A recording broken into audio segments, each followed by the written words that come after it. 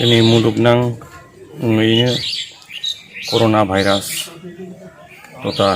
COVID-19 जि बेमार साग्लोबदों बेवहाय भारतबर्षआबो गोहोमा गोलैदों भारतबर्षआवबो आरो दासिमहालागै आसामाव जायाखैब्लाबो आसामावबो बिनि थाखाय सांग्रांथि लाबोनानै दिनै 9 सान जाबाय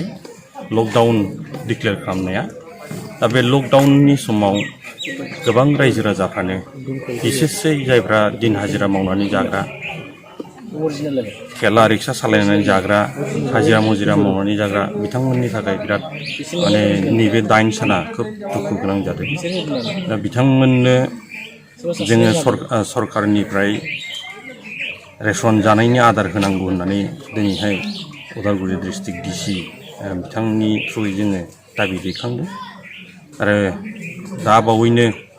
बेखौ सेन्ट्रेल गभर्नमेन्टनिफ्राय जितु डिक्लेयार खालामखाबाय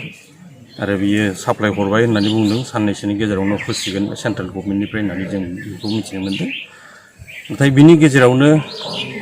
माखासे राजनिति फलानफ्रा बिसेसकै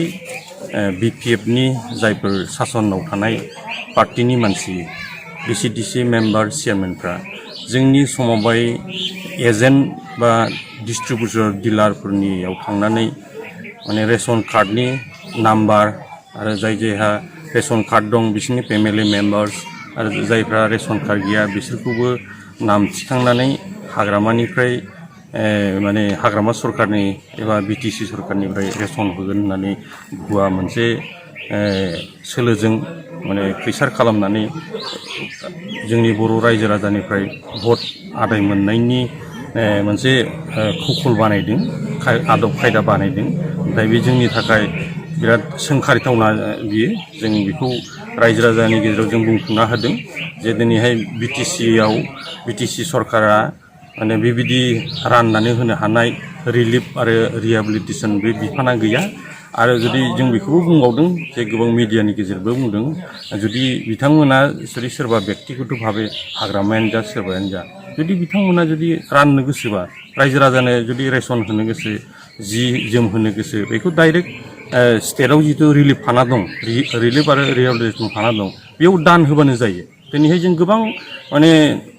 आसामावबो जोंहा बे बर'नि गेजेराव सुदां ब्रह्म होननाय जोंहा क'क्राझारनि सासे ठिकादार बेबो माने आसामनि चिफ मिनिस्टार रिलिफ फान्डआव हरदों आरो बिदिनो जोंहा फिल्मनि माखासे स्टार एक्टरफ्रा होदों खेलारुफ्रा होदों गोबां कम्पानि मालिकफ्रा होदों बिदि हाग्रामा बिथांमोनहाबो जुदि गभर्नमेन्टनो जुदि होनो गोसोबा रायजो राजानो होनो गोसोबा स्टेटनि relief and rehabilitation G fund दं बेयाव होनो हायो। नाथाय जोंनि बर' रायजो राजा बा जोंजों थाफानाय माखासे जनसाधारनफोरखौ दा जेनेबा दा इलेक्सनाव मोखाङाव थानायखाय बिनि थ्रुयैनो जाहाथे रेशन होनो होननानै लिस्ट बानायनायजों माने BPFआव भट हो होननानै बुंबाय थानायखौ जों नुनो मोनदों। दा बेखौ मैया 29 थारिखमोन मैया आंनि समस्ति 37 नं धनस्रि समस्तियावबो आमिनपारा होननायाव सासे BPFनि मेम्बारा नाम लिस्ट खालामबाय थादोंमोन अलरेडि बेखौ डिसिनो कमप्लेनबो खालामनाय जाबाय आरो दा बेखौ डिसिआ एक्सन लागोन होननानैबो होसोलांदों आरो बेल' नङा दा गोबां गामिफ्रावनो दा गामि हाबनानै बिसोरनि मेम्बार चेयारमेनफ्रा बेबायदि भुवा मोनसे माने थगायनायजों रायजो राजानिफ्राय भट मोननो हानायनि थाखाय बिसोर कौशल मोनसे बानायदों। नाथाय बे जोंनि थाखाय दुखु गोनां आरो रायजो राजा बिसोरखौ फोथायनाङा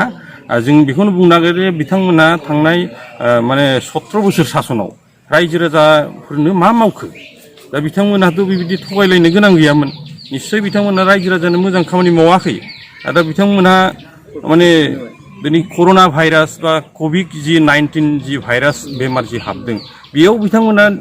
रिलिफ आरो माबा होनो गोसोब्ला बिसोरनो जुदि जानाय लोंनाय आदार जुदि जगायनो गोसोबा बिथांमोनखौ सोर बादा होनो रावबोथ' बादा होनो हाया डाइरेक्ट बे प्रफेसनेलाव होबानो जायो गभर्नमेन्टनो हो स्टेट गभर्नमेन्टनो हो रिलिफ एन्ड रिहेबिलिटेसन फान्डआव हो माने बेखौ जों खालामनो हायो।